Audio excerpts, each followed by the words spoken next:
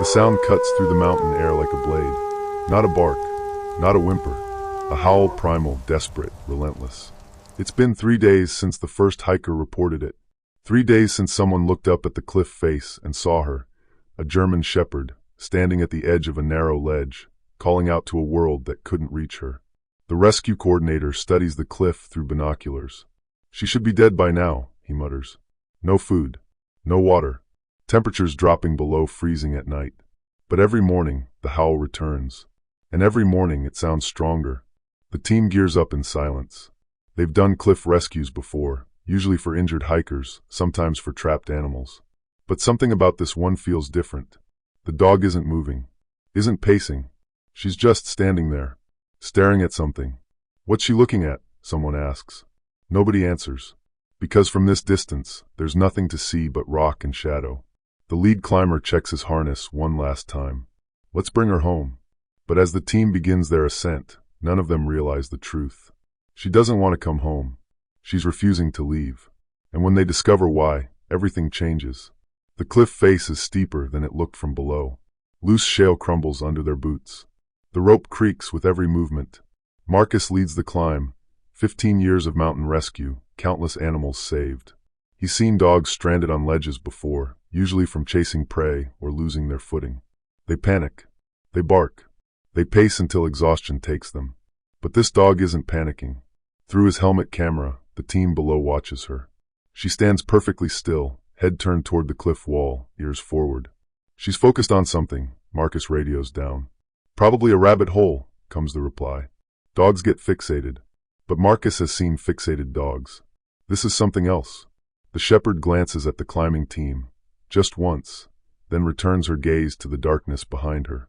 Not anxious, not afraid, protective. The word drops into Marcus's mind unbidden, and he doesn't know why. 50 feet below the ledge now, close enough to see her clearly. She's thin, ribs showing through her fur, paws caked with dried blood. But her stance is solid, unwavering. Hey girl, Marcus calls up softly. We're coming to help. The dog's ears swivel toward his voice. She doesn't bark, doesn't retreat. Instead, she does something that stops Marcus cold. She looks directly at him. Then she looks back at the cliff wall. Then back at him. Again. And again. A pattern.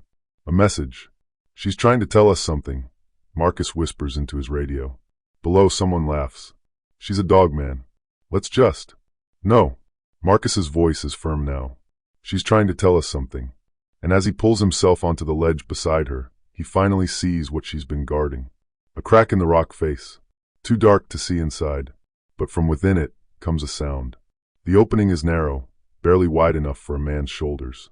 Marcus aims his headlamp into the darkness. At first, there's nothing. Just rock and shadow and the whisper of wind through stone. Then movement. Small. Trembling. His breath catches. We've got a situation, Marcus radios, voice tight. There's something in the cave. The dog's puppies? Someone suggests. Negative. Marcus leans closer, and his light catches something that makes his blood run cold. Not fur. Fabric. Blue fabric. There's a child in here. The radio explodes with voices, questions, commands, disbelief. But Marcus doesn't hear them. He's watching the German shepherd. She hasn't moved from her position. Hasn't tried to enter the cave herself, though the opening is large enough. She's standing guard. Has been standing guard. For 3 days. How is that possible? Someone asks through the static. There were no missing child reports. No one's been. I don't know, Marcus cuts in. But we need medical up here. Now. He turns to the dog, meets her dark, exhausted eyes. Good girl, he whispers. We've got them now. You can rest. But the shepherd doesn't rest. She doesn't move at all. Not until the child is safe. Marcus keys his radio, sending down the camera. You need to see this. He angles the lens into the cave, and the team below falls silent as the image fills their screens. A little girl, maybe 5 years old, curled against the back wall, wrapped in a dirty jacket. Eyes closed, skin pale, but breathing, still breathing. And pressed against her side, providing warmth in the killing cold, is a second dog, smaller, older, a mixed breed with graying fur. The shepherd's companion, who went into the cave when the shepherd couldn't fit, who stayed with the child through 3 days and 3 frozen nights, who is no longer moving, Marcus works quickly, hands steady despite the horror unfolding. The child is hypothermic but alive. The smaller dog beside her is cold to the touch. He reaches in carefully, feeling for a pulse. Nothing. The second dog didn't make it, he reports quietly. The shepherd makes a sound, low, mournful, barely audible. Not a howl this time. A goodbye. Marcus lifts the child gently, checking for injuries. Miraculously, there are none, just cold, dehydration, and 3 days of terror. But she should be dead. The temperatures, the exposure, the isolation. She should be dead. The dogs saved her, Marcus says into the radio. They kept her warm, kept her alive. He wraps the child in thermal blankets and secures her to the rescue harness. The shepherd watches every movement, ears forward, eyes tracking. Only when the child is safely strapped in does the dog finally move. She sways, catches herself, sways again. Marcus realizes with a jolt, she's been standing for so long, her legs are failing. 3 days without rest, without food, without water, standing watch, refusing to abandon her post. He reaches out slowly, and this time the shepherd doesn't resist. She leans into his hand, lets him feel how thin she is, how cold, how close to collapse. You're coming with us, Marcus tells her. Both of you. I promise. The descent is careful, agonizing. The child is lowered first, medical team waiting below. Then the shepherd, secured in a specialized harness, too weak now to protest. As they near the ground, news cameras are already gathering. Someone leaked the story, but no one knows the full truth yet. No one knows who this child is, or how she ended up in that cave, or why these 2 dogs, strangers to the rescue team, wearing no collars, carrying no tags, fought so hard to keep her alive. The questions are just beginning, but one thing is already clear. This wasn't an accident, and the shepherd's vigil was just the start of the story. The child wakes slowly, fighting through layers of sedation and cold. Machines beep. Fluorescent lights hum. White walls. Warm blankets. Safe. But her first word is a scream. Sage. The nurse rushes in, tries to calm her. Sweetheart, you're okay. You're in the hospital. Where's Sage? The child thrashes against the 4 lines. Where is she? Her voice cracks with raw panic, the kind that comes from trauma, from loss, from 3 days in darkness. The dogs, the nurse asks gently. Honey, the dogs are being taken care of. Not dogs. Sage. Tears stream down her face now. She saved me. She stayed with me. Where is she? In the hallway, Marcus stands with the rescue coordinator and a police detective. The child's name is Emichin, the detective says, reading from his phone. Reported missing 4 days ago from a campground 15 miles east. Search teams looked everywhere. Except up, Marcus mutters. The detective nods grimly. Except up. How did she get to that cave? The coordinator asks. That cliff isn't accessible from the campground. She'd have to cross rough terrain, climb. She didn't climb. Marcus is certain now. Someone brought her there. The words hang in the air like ice. The parents, the coordinator asks quietly. They're in the waiting room. Been there since we called. Both distraught, both cooperative. The detective pauses. Both confused as hell about the dogs. Because here's the thing. The Chin family doesn't own a German shepherd. They don't own any dog. Emma had never met Sage before 3 days ago. So whose dog is she? Marcus asks. The detective's expression darkens. That's what we're trying to figure out. The veterinary hospital is quiet when Marcus arrives. He finds Sage in a recovery kennel, 4 fluids running, body temperature stabilized, but still too weak to stand. She lifts her head when she sees him. Just once. Then settles back down, eyes fixed on the door. She keeps doing that, the vet tech says. Watching the door. Like she's waiting for someone. The little girl? Maybe. Or, the tech hesitates. The other dog. They brought in the body for examination. She howled when they took it past her kennel. Marcus feels something twist in his chest. What did you find? The vet appears, tablet in hand. German shepherd, female, approximately 4 years old. No microchip. No collar. But look at this. She zooms in on a photo, Sage's front paws. The pads are scarred. Heavily scarred. These aren't new injuries, the vet explains. These are old. Repeated trauma over time. From what? Walking on hard surfaces for extended periods. Concrete. Asphalt. She swipes to another image. And see these marks on her neck. Consistent with prolonged collar wear. Something heavy. Tight. Marcus understands before she says it. She was chained. The vet nods. For a long time.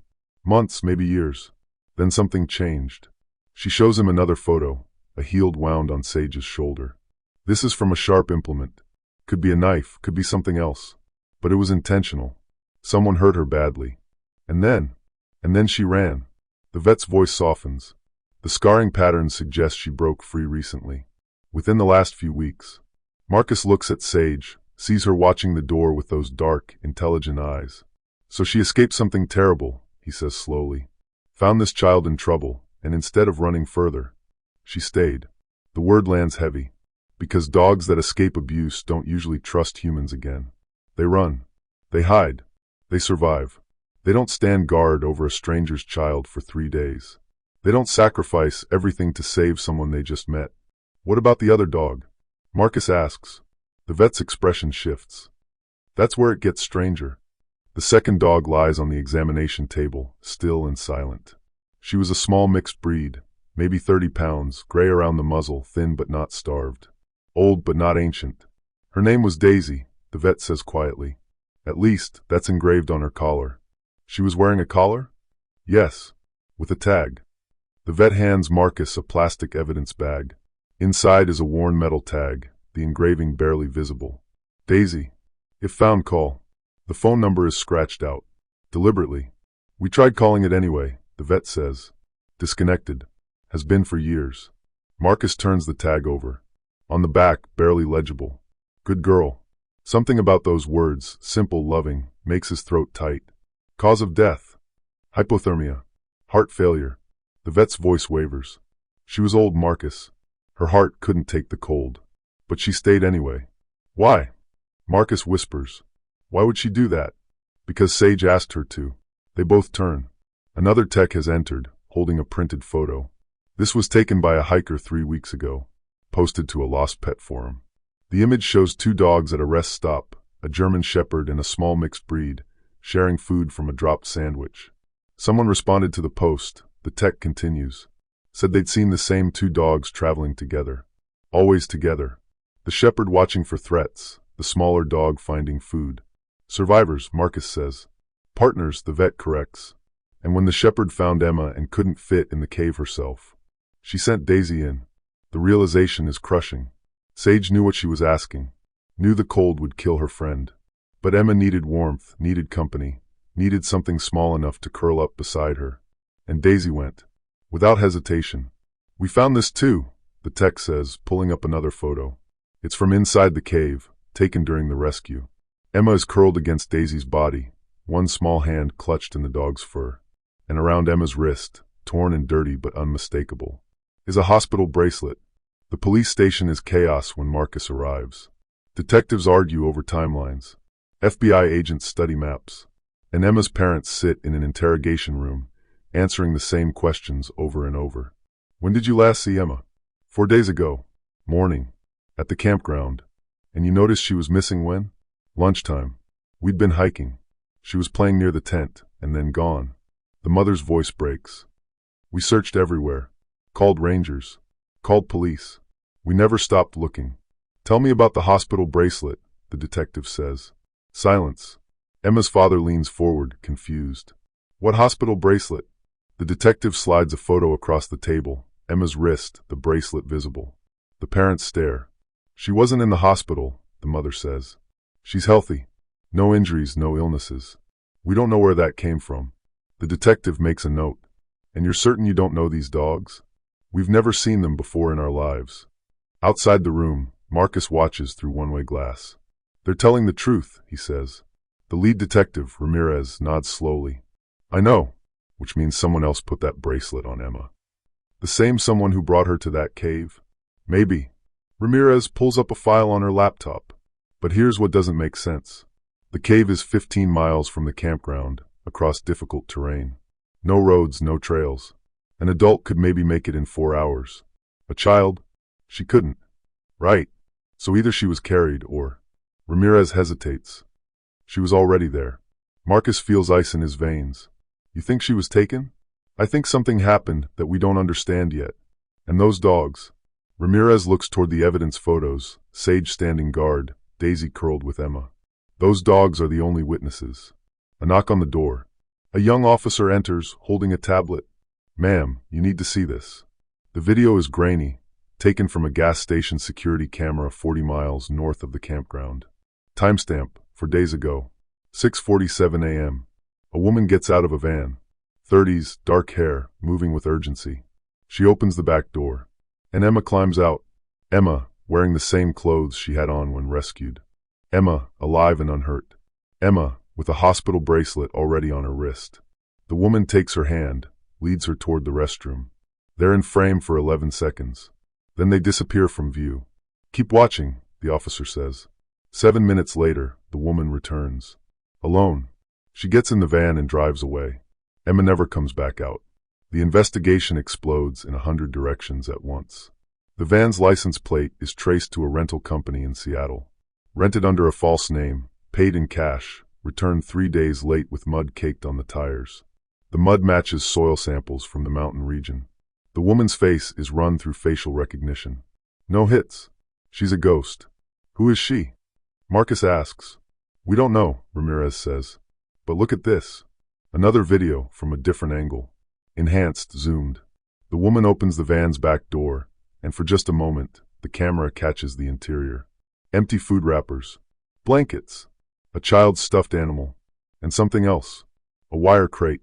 Large enough for a dog. She had Sage with her, Marcus breathes. Or Sage was tracking her. Ramirez freezes the frame. There's no way to know which. But somehow, that dog ended up at the same gas station, at the same time as Emma. And then followed her to the cave. Followed, or was left there deliberately. The words settle like stones. Because here's the terrifying possibility taking shape. What if the woman didn't abandon Emma? What if she left her there intentionally, in that cave, knowing the cold would kill her? What if this was never about losing a child, but about hiding one? The hospital bracelet, Marcus says suddenly. "Can you trace it?" Ramirez is already typing. Already on it. Patient ID number should tell US which hospital, which admission. The search runs, and then returns an error. Record sealed. What the hell? Ramirez tries again. Hits a firewall. Tries a different database. Same result. "Someone doesn't want us to know where Emma was," she says quietly. Marcus looks at the photo of Sage again, thin, scarred, exhausted, but still standing guard. "That dog knew," he says. "Somehow, she knew Emma was in danger." "Dogs don't know things like that, Marcus." "Then explain it." His voice rises. "Explain how a dog escapes from abuse, finds a child she's never met, tracks her 15 miles through wilderness, and guards her for 3 days without food or water." Ramirez has no answer. Nobody does. But as the team digs deeper into hospital records, rental agreements, and security footage, one thing becomes terrifyingly clear. Emma wasn't lost. She was hidden. And someone very powerful doesn't want her found.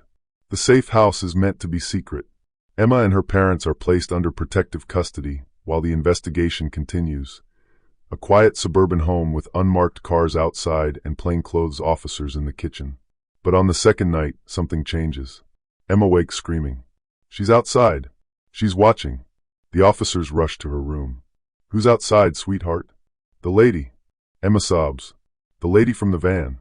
They check every window, every door, every shadow. Nothing. "You're safe here," her mother promises. "No one knows where we are." But Emma won't stop crying. She knows. She always knows. The officers exchange glances. Trauma response, they think. Nightmares. But in the morning, they find something that stops them cold. A single dog treat. Left on the back porch. The kind German shepherds love. Marcus visits Sage every day. She's stronger now, eating, walking, beginning to trust. But she still watches the door. Still waits. For Emma, the vet tech asks. "I don't think so," Marcus says slowly. "I think she's watching for something else." He's been digging into Sage's past, following the scars like a roadmap backward through trauma. The choke collar wounds suggest years of abuse. The paw scarring indicates concrete kennels. And then he finds it. A police report from 2 years ago. A raid on an illegal breeding operation 3 hours north. 47 dogs seized. Most German shepherds. Most pregnant females, kept in deplorable conditions, forced to produce litter after litter. The operation was run by a woman named Margaret Voss. She disappeared before arrest. Was never found.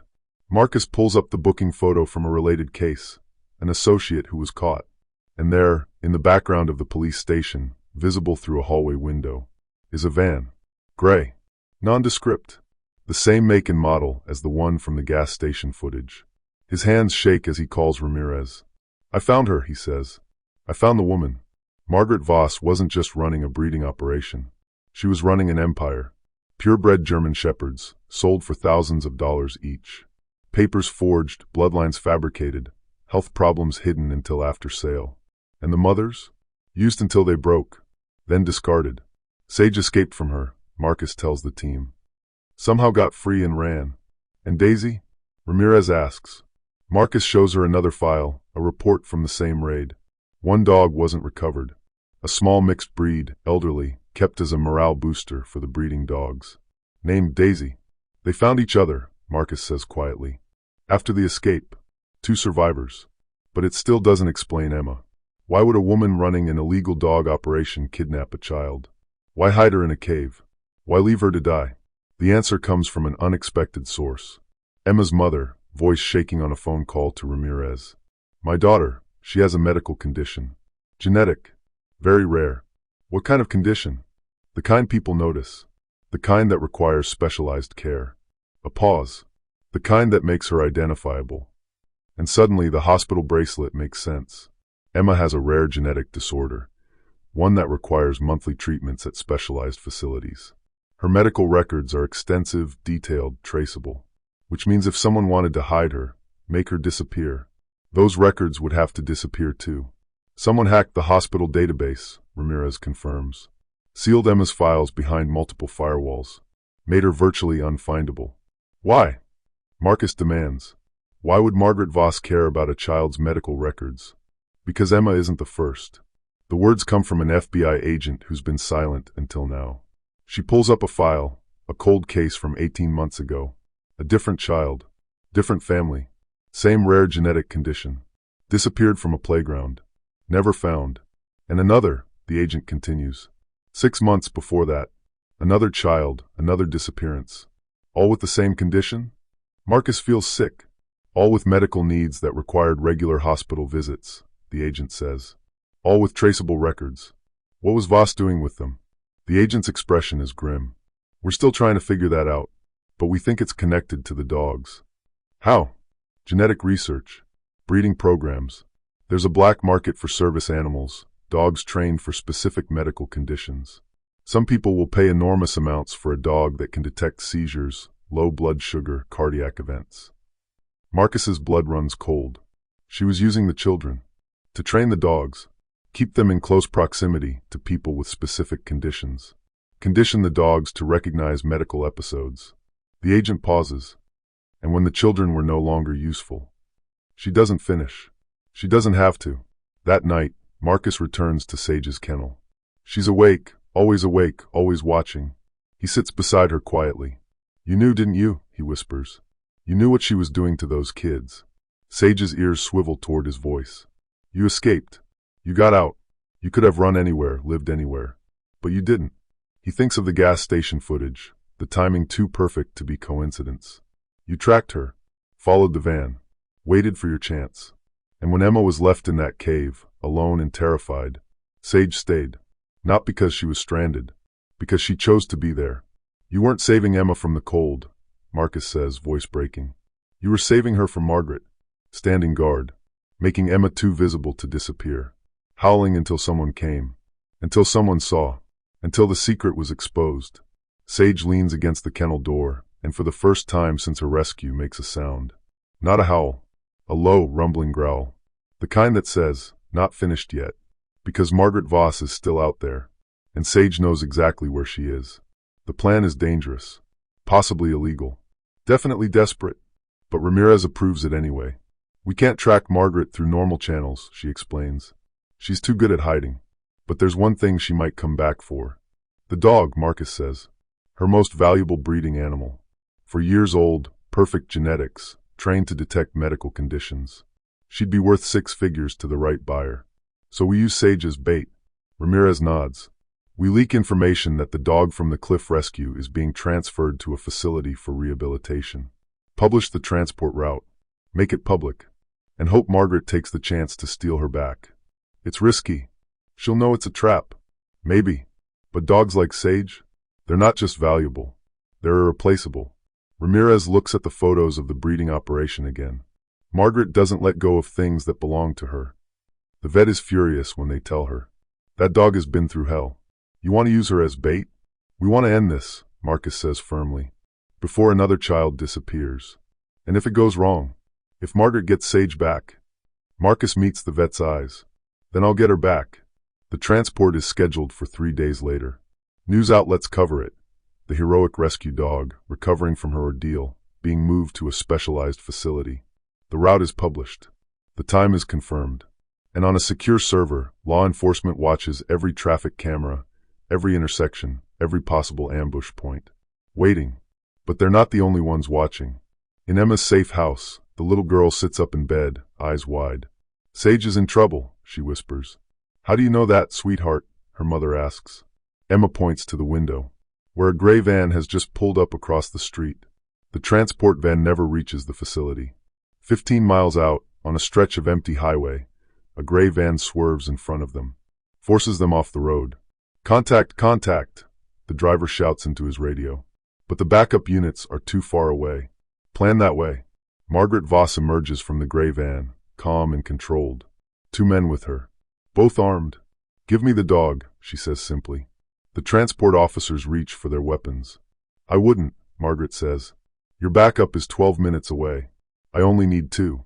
She walks to the back of the transport van. Inside, Sage stands in her crate, hackles raised, teeth bared. Hello, old friend, Margaret says softly. Did you really think you could leave me? She produces a remote, small, black, clinical, and presses a button. Sage convulses, drops to the floor, whimpering. Shock collar. Marcus breathes, watching through the helmet camera feed. She has a shock collar on her, but the collar was removed weeks ago. Unless it's internal, the vet gasps. Oh God, it's surgically implanted. Margaret presses the button again. Sage writhes in pain. Load her up, Margaret orders her men. They move to open the crate, but then something happens that no one expected. A howl, not from Sage, from the woods beside the road. And then another, and another. A dozen dogs emerge from the tree line. Mixed breeds, purebreds, strays. Some with collars, some without.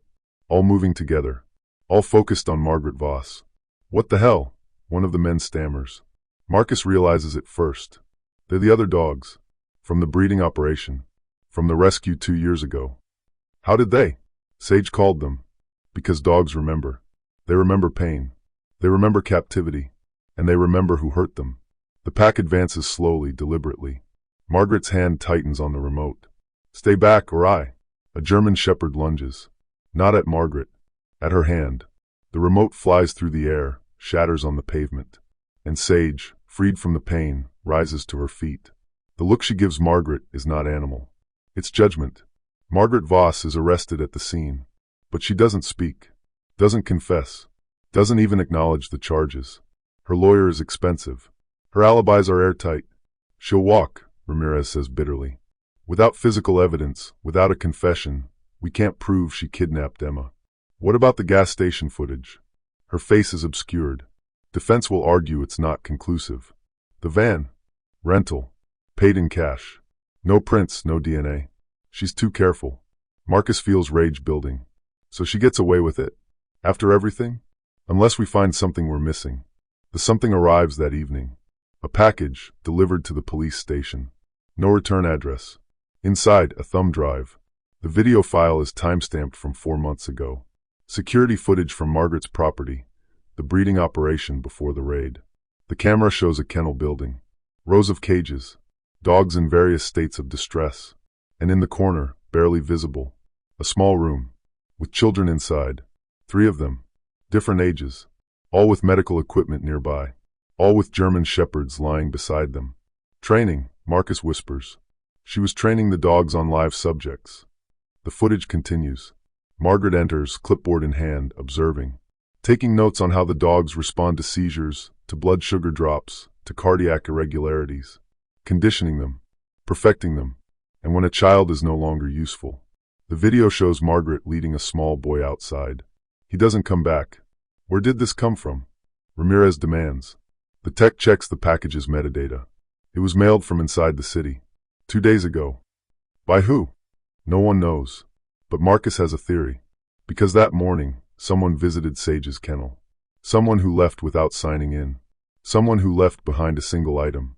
A worn metal collar tag, engraved with a name. Daisy. The theory sounds insane. But Marcus presents it anyway. Daisy isn't dead. The vet stares at him. Marcus, I examined her body myself.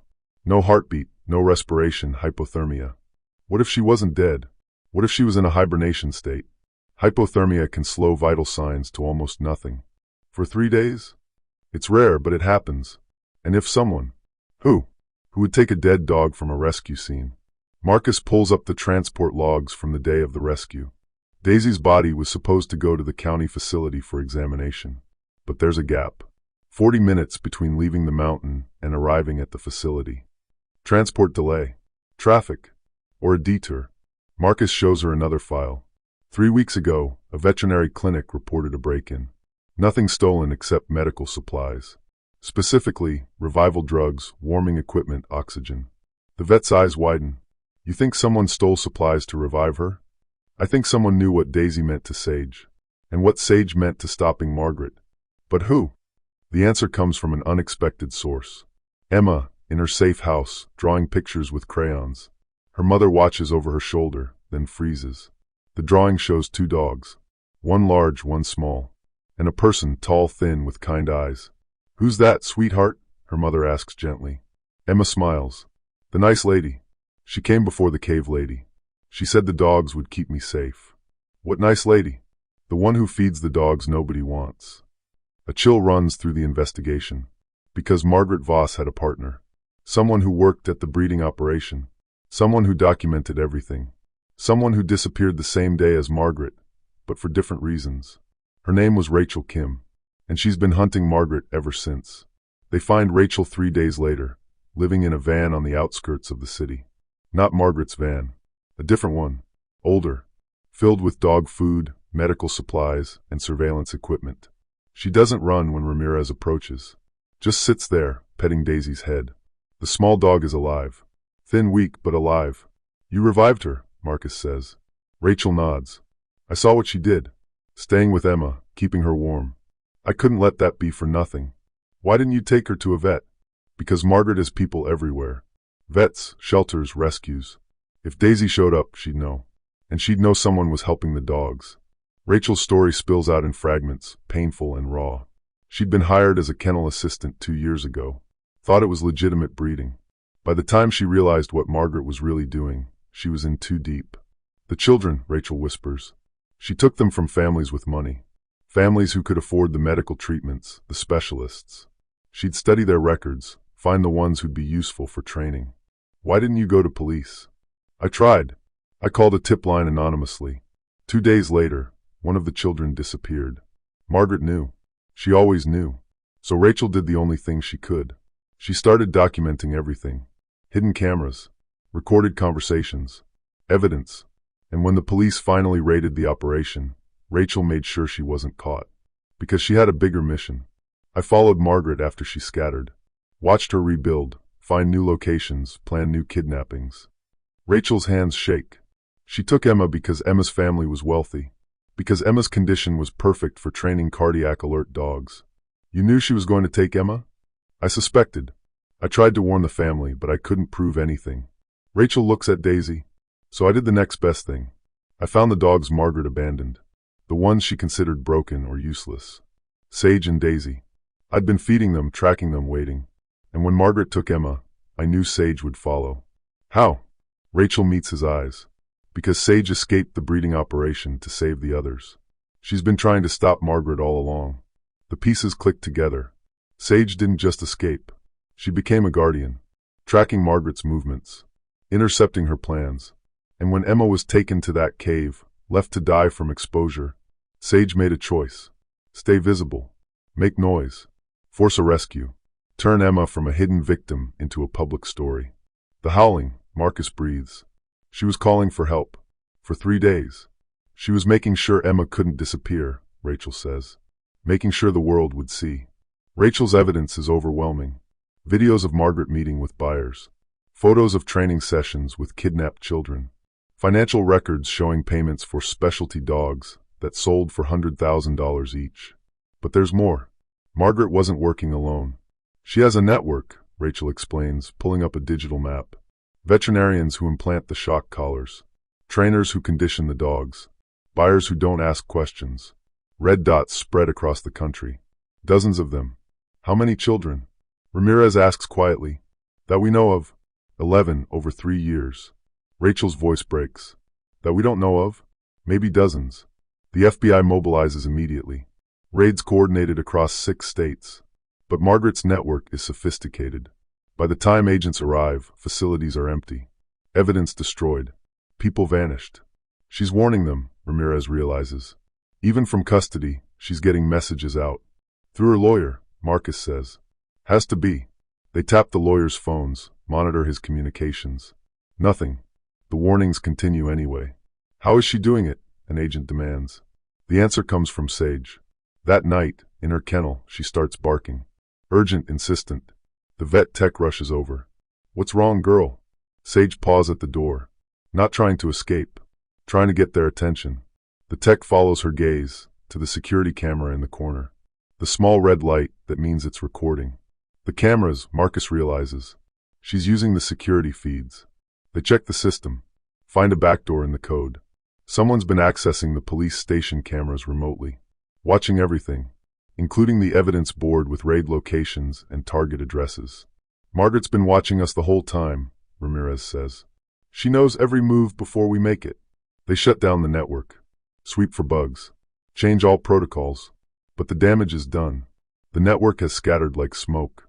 And Margaret, in her cell, smiles for the first time. Margaret's lawyer brings a proposal. My client is willing to provide information. Locations of missing children. Names of network members. Everything you need. In exchange for what? Ramirez asks. Reduced charges. 20 years instead of life. Absolutely not.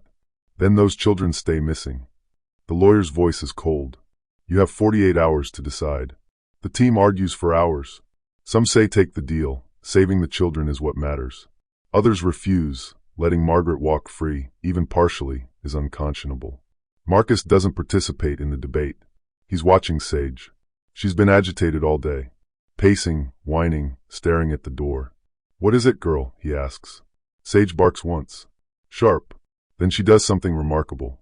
She walks to the evidence board on the kennel wall, the one Marcus hung up to help him think. Points her nose at a photo. The gas station where Emma was last seen with Margaret. We already checked there, Marcus says. Nothing. Sage barks again. Insistent. Then she points to another photo. The cave where Emma was found. Then back to the gas station. Back and forth. A pattern. What are you trying to tell me? And then Marcus sees it. The gas station and the cave aren't random locations. They're on a direct line. He pulls up a map, draws the route between them. 15 miles of wilderness. But right in the middle, an old logging road. Marked as abandoned. There's something there, Marcus says. Something we missed. He shows Ramirez. We need to search this area. Based on a dog pointing at photos? Based on the dog who saved Emma's life. Ramirez studies the map. Studies Sage. Makes a decision. Get a team together. The logging road is overgrown, nearly invisible from the highway. They follow it for 3 miles before the trees open up. And there it is. An old logging camp, supposedly abandoned for decades. But the buildings have new locks. Fresh tire tracks in the mud. This is it, Marcus whispers. They breach the main building carefully. Inside, kennels. Medical equipment. Training materials. And files. Dozens of files. Children's names. Medical conditions. Purchase prices for dogs trained to detect their specific ailments. It's Margaret's main facility, Ramirez says. This is where she coordinated everything. But the facility is empty now. Recently evacuated. She knew we'd find it eventually, an agent says. Cleared out everything important. Not everything, Marcus calls from a back room. He's found a computer. Still running. Logged in. Someone left in a hurry. The files on the desktop are damning. Video conferences with buyers. shipping manifests for dogs. And something else. A list of names. Not children. Dogs. 47 names. Including Sage and Daisy. And beside each name, a status. Sage, escaped, high priority recovery. Daisy, deceased. But at the bottom of the list, added recently. Daisy, status unknown, possible revival. She knows Daisy's alive, Marcus breathes. And she knows Rachel has her. He scrolls down further. Finds an address. Tagged as Final Solution. The location is 3 hours north. In a remote area with no cell service, no witnesses. And the timestamp on the file is from this morning. It's a trap, Ramirez says. Margaret's lawyer stalled us on purpose. Gave her network time to set this up. Or it's where they're taking the remaining children, Marcus counters. They have no choice. They have to go. But as the team prepares to move out, Sage does something unexpected. She walks to Marcus, sits down in front of him, and refuses to move. You can't come with us, Marcus says gently. It's too dangerous. Sage doesn't budge. She barks once. Clear, commanding. The same bark she used on the cliff. The bark that says, I know something you don't. Marcus looks into her dark eyes and realizes the truth. She knows where Margaret is, he says. Not just the facility. Margaret herself. How? Because Margaret still has the implant remote. And Sage can feel it when she activates it. Marcus touches the scar on Sage's neck where the shock collar was implanted. It's been hurting her all day, hasn't it? Margaret's been testing the range. Which means Margaret isn't 3 hours north. She's close. Very close. Sage stands and walks to the door. Looks back at Marcus. A clear invitation. Follow me. I'll show you. They follow Sage through the woods behind the facility. She moves with purpose now, nose to the ground, tracking something invisible to human senses. What's she following? An agent asks. A ghost, Marcus says. Because Margaret left no physical trail. No footprints, no scent markers, no broken branches. But she left something else. The psychological trail of control. Every place she activated the shock remote. Every point where Sage felt pain. She's following the pain, Ramirez realizes. Tracking backward to the source. 2 miles into the forest, Sage stops. Hackles raised. A low growl in her throat. They've reached an old ranger station. Boarded up, marked as condemned. But smoke rises from the chimney. She's inside, Marcus whispers. The team spreads out, surrounding the building. Margaret Voss, this is the FBI. Come out with your hands visible. Silence. Then a voice, calm and measured, through a cracked window. I don't think so. You're surrounded. There's no escape. Isn't there? Margaret sounds amused. Tell me something, Agent. How many dogs do you think I've trained over the years? Doesn't matter. You're done. I trained them to be loyal. To obey. To come when called. A pause. Wanna see? She whistles. Low, specific, a pattern. And from the woods around them, movement. Dogs emerge from the shadows. Not the rescue dogs from before. Different dogs. Bigger. German shepherds, Rottweilers, Belgian Malinois. All wearing shock collars. All focused on Margaret's window. I always keep insurance, Margaret says. These dogs are trained to protect me. On my command, they'll attack. You'd hurt your own animals? They're not animals. They're assets. And I will do whatever it takes. The standoff stretches. Weapons drawn. Dogs waiting. Nobody moves. Then Sage does something incredible. She steps forward. Alone. Exposed. And faces the other dogs. For a moment, nothing happens. Then slowly, one dog breaks formation. A German shepherd. Younger. Scared, very close. Sage stands and walks to the door. Looks back at Marcus. A clear invitation. Follow me. I'll show you. They follow Sage through the woods behind the facility. She moves with purpose now, nose to the ground, tracking something invisible to human senses. What's she following? An agent asks. A ghost, Marcus says. Because Margaret left no physical trail. No footprints, no scent markers, no broken branches. But she left something else. The psychological trail of control.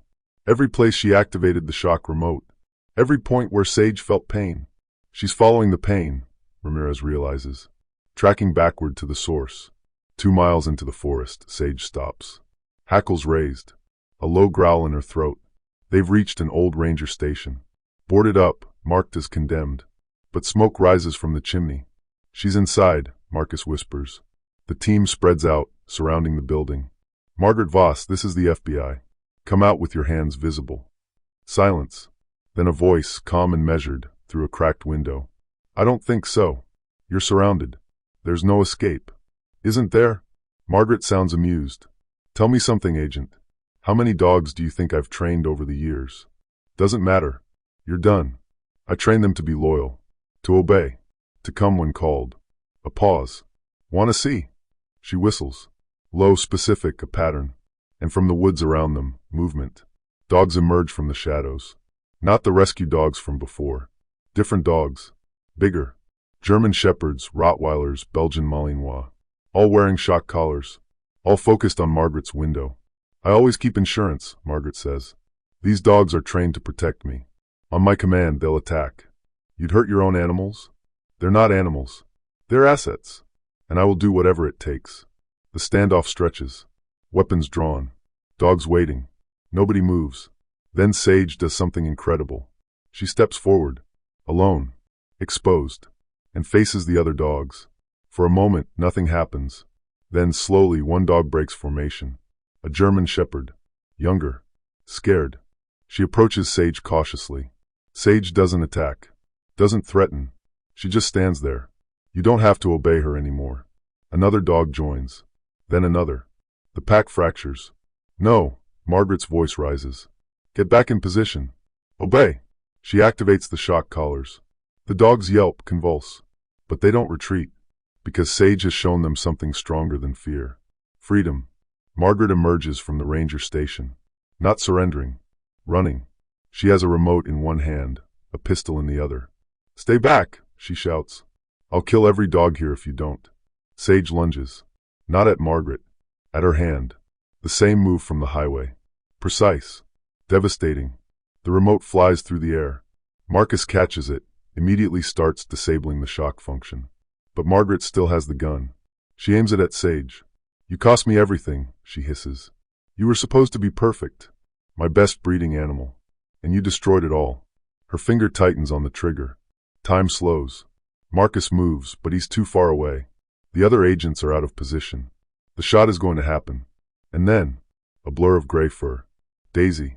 The small dog Rachel revived, the one everyone thought was gone. She launches herself at Margaret's legs. Tiny, weak, barely recovered. But fierce.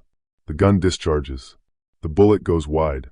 And the pack of freed dogs, no longer restrained by shock collars, no longer controlled by fear, surround Margaret completely. Not attacking. Just standing there. A wall of judgment. Margaret drops the gun. Drops to her knees. And for the first time, shows genuine fear. Please, she whispers. Sage approaches slowly. Stands directly in front of her. And the look in the dog's eyes is not mercy. It's victory. You can't hurt us anymore. Margaret Voss is charged with 11 counts of kidnapping, 47 counts of animal cruelty, and conspiracy to commit murder. Her lawyer's deal is off the table. She'll spend the rest of her life in prison. The network is dismantled piece by piece. Raids across the country recover stolen dogs, shut down training facilities, arrest accomplices. And most importantly, they find the children. Not all of them. Some are still missing, their trails gone cold years ago. But 6 children are recovered. Alive. Safe. Reunited with families who'd given up hope. Emma is released from protective custody. The first place she asks to go. To see Sage. Marcus drives her to the veterinary hospital, her parents close behind. Sage is in the recovery yard when Emma arrives. The dog stands, ears forward, tail uncertain. Emma runs. Crashes into Sage's side, wrapping her arms around the dog's neck. You saved me, she sobs. You stayed with me. Sage leans into the embrace. And for the first time since the rescue, she closes her eyes. My job is done. Can we keep her? Emma asks her parents. Please? She belongs with us. Emma's father kneels beside them.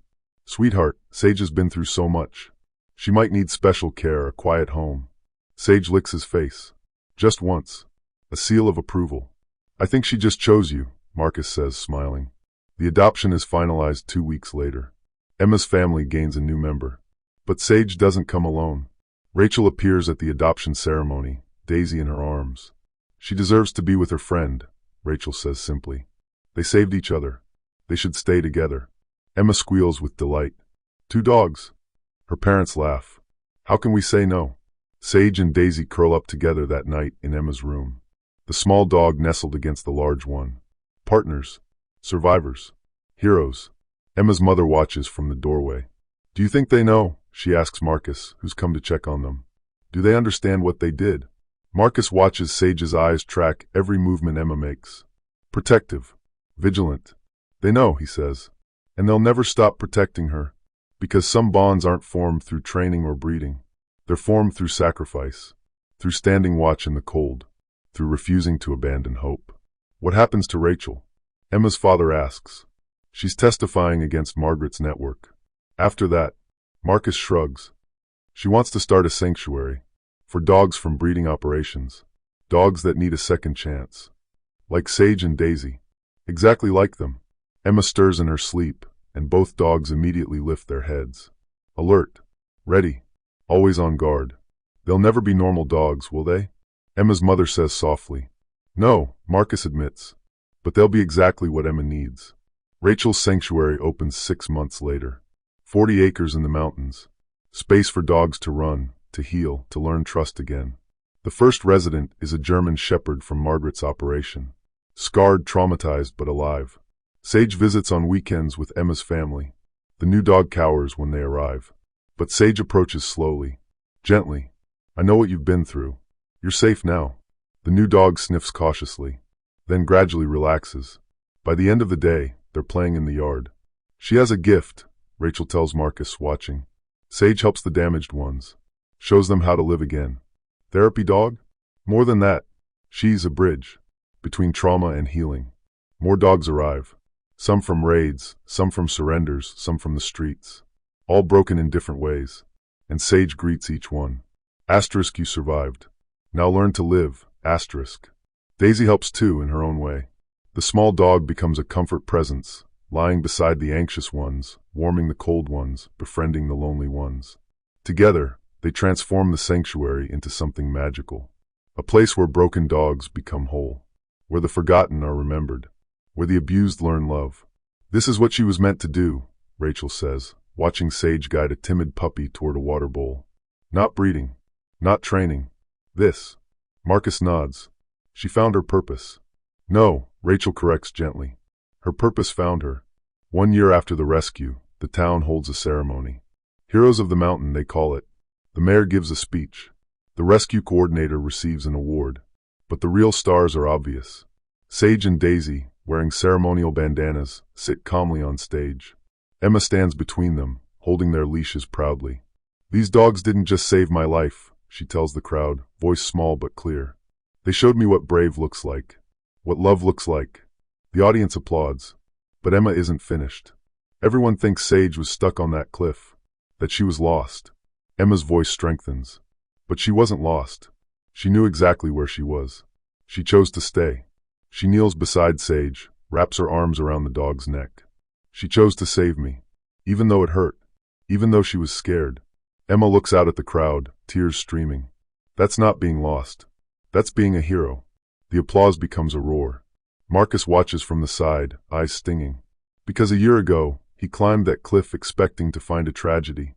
Instead, he found something that changed everything. Proof that courage comes in unexpected forms.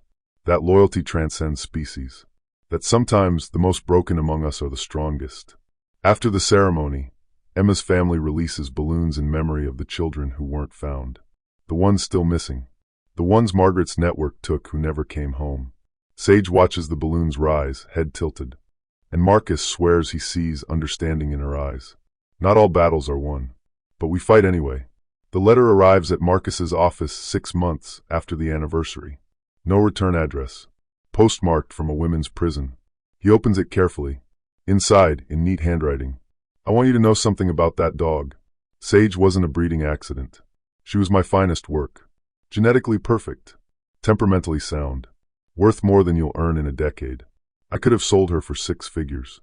Could have bred her for years. Created an empire of perfect animals. But she escaped. Destroyed everything. Cost me my business, my freedom, my life. So I want you to understand, I don't regret the children. I don't regret the training. I don't regret any of it. But I do regret Sage. Because she was supposed to be mine. And she chose you instead. That's the only failure I can't forgive. Margaret Voss. Marcus reads it twice, then walks to the shredder, feeds the letter through, watches it turn to confetti, because Margaret still doesn't understand. Sage was never hers to own.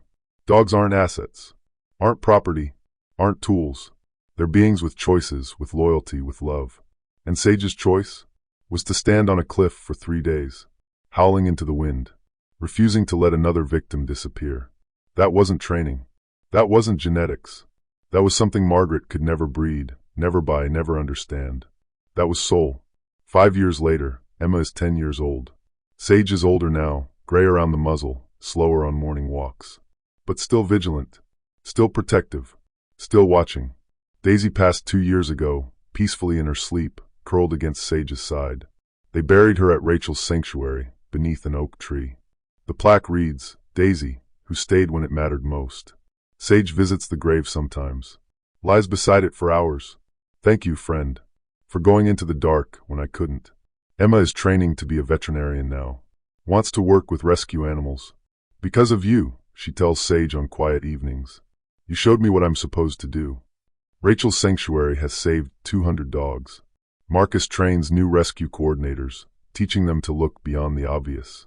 Animals aren't just victims waiting for rescue, he tells them. Sometimes they're the rescuers. And on the cliff where it all began, the town erects a memorial. 2 bronze dogs, one standing guard, one curled in comfort.